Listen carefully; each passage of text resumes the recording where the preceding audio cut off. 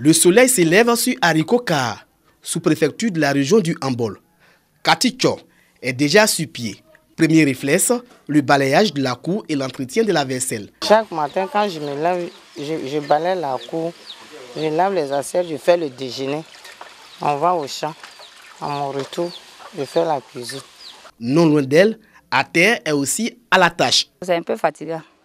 Mais comme on est au village, on prend ça comme ça. Les deux femmes doivent retrouver les autres membres de l'association déjà partis au champ. Entretien des cultures maraîchères et ramassage de la noix de cajou. Les deux activités au programme de la journée. La naka nous ramassons, c'est pour nos maris. Bon, pour faire le ramassage, on se regroupe, nous les femmes, on s'entraide. Voilà. Par exemple, aujourd'hui, on va chez moi, demain, on peut aller chez Akissi. Travaux ménagers, activités champêtres demeurent le quotidien des femmes d'Arikoka. Solidarité, union et entraide, les maîtres mots de ces femmes pour sortir de leur situation de précarité.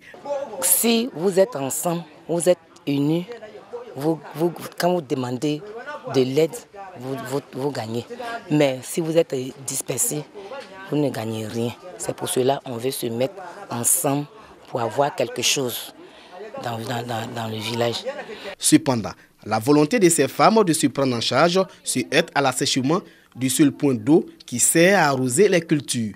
Nous demandons au gouvernement de nous faire un barrage. À partir de ce barrage, nous pouvons au moins faire une grande portion de terre pour pouvoir faire le travail. Dans ce village, les femmes ont des acquis en ce qui concerne le renforcement de leurs droits. L'excision, les mariages précoces et forcés, les violences conjugales sont bannis. L'excision n'existe plus. Les mariages forcés n'existent plus. Aujourd'hui, les femmes prennent l'homme qu'elles veulent. Il y en a même qui sortent. Elles vont se prendre certains jeunes qui ne sont même pas originaires du village. Les époux et la chefferie traditionnelle sont conscients du travail énorme qu'abat la femme. Les femmes souffrent. Les femmes, vraiment, on ne les aide pas. Chacun, il va dans ses travaux champêtres, le garçon. Mais la femme, elle va faire ses besoins, leur coopérative. Non, nous les garçons, quand c'est là, bon, moi je vais faire mon champ. À Arikoka, comme partout en Côte d'Ivoire, les femmes rurales ont le même quotidien. Elles sont les premières à s'élever et les dernières à se coucher.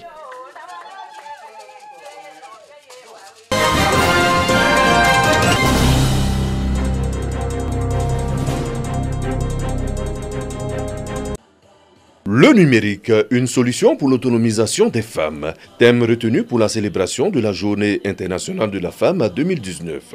C'est Boaké, capitale de la région de Béké, qui a été choisi pour abriter les festivités officielles. Justement, un panel a été initié pour mieux expliquer aux femmes le bien fondé du numérique. Il s'est agi aussi de les amener à s'approprier le dit thème et à en faire un véritable moyen pour rentabiliser leurs activités. Cette journée-là, c'est pour reconnaître tout ce que vous faites. Mais en même temps aussi, c'est pour vous permettre de mieux faire et de tirer grand profit de ce que vous faites. C'est pourquoi nous devons chercher, nous en tant que ministère, en tant que gouvernement, nous devons chercher les moyens, les stratégies pour vous accompagner. Partage d'expériences, conseils des experts et préoccupations des participantes ont été au cœur des échanges. La volonté du gouvernement ivoirien de bâtir les fondements d'une économie numérique ne peut pas être parfaitement réalisée si elle ne prend cette ambition, donc ne prend pas en compte le facteur genre et particulièrement l'inclusion des femmes. Il faut donc s'assurer que cet élan de transformation digitale de la société inclut les femmes. Cela est indispensable.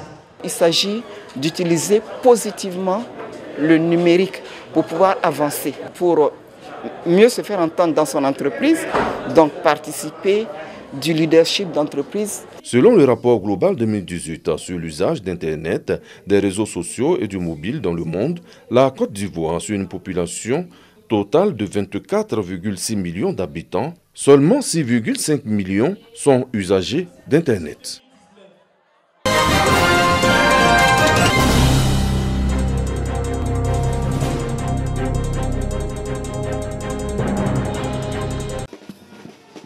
De nombreuses femmes dans les rues de Boaké. Ne vous fiez surtout pas aux tenues vestimentaires. Seule la volonté de marcher pour la santé et surtout d'imiter leurs dévancières qui, le 24 décembre 1949, ont marché dans la ville historique de Grand Bassam pour réclamer la libération de leurs époux emprisonnés par le pouvoir colonial. Ce jour-là, certaines ont perdu la vie. L'objectif n'a pas pu être atteint. L'histoire retiendra leur courage, leur engagement pour la liberté. Après la marche, place à une Zumba party sous le son de la musique. Les mouvements se suivent. La santé est certainement le bien recherché. Il faut que les femmes sachent que faire du sport, c'est un élément spécial, un élément fondamental. Quand on n'est pas en bonne santé, on ne peut rien faire. Qui que nous soyons, c'est la santé qui détermine tout. Et donc nous sommes venus montrer à la population de Bouaké qu'il faille faire du sport à tout moment pour garder la forme. Et en plus, naturellement, vous savez, pour les maris, il faut que la femme soit toujours en bonne santé, avoir une très belle forme. Ces femmes sont attendues le 8 mars au Palais du Carnaval pour la célébration de la Journée internationale de la femme 2019 sous le thème « Le numérique, une solution pour l'autonomisation de la femme ».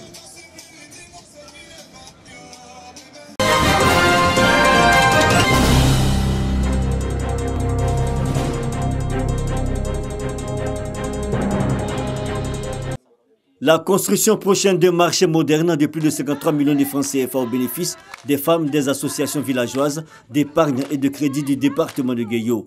À la cérémonie de pose de la première pierre de cet édifice entièrement financé par l'ONG CARE Côte d'Ivoire, son directeur pays, Guillaume Aguetan, a indiqué que le nouveau marché de Guéyo va participer à l'autonomisation de la femme et apporter solution aux problèmes liés à la précarité dans laquelle opèrent les femmes de cette localité. Le marché, comme vous le savez, c'est un lieu où beaucoup de gens passent, où on peut améliorer son volume d'affaires. Et jusqu'à maintenant, les conditions dans lesquelles travaillaient ces femmes n'étaient pas satisfaisantes. Depuis 2015, 293 associations villageoises d'épargne et de crédit AVEC issues de 39 villages de Guéyo, Soubré et Méagui ont mené des activités génératrices de revenus en lien avec les institutions financières à la construction de ce marché.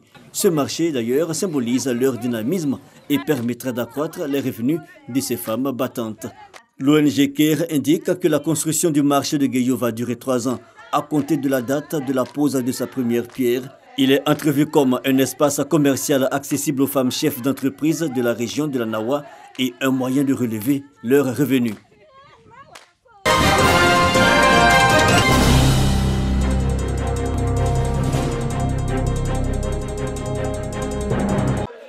Les cours ont repris dans les établissements secondaires publics et privés du département de Tiapoum dans la région du Sud, Komoé.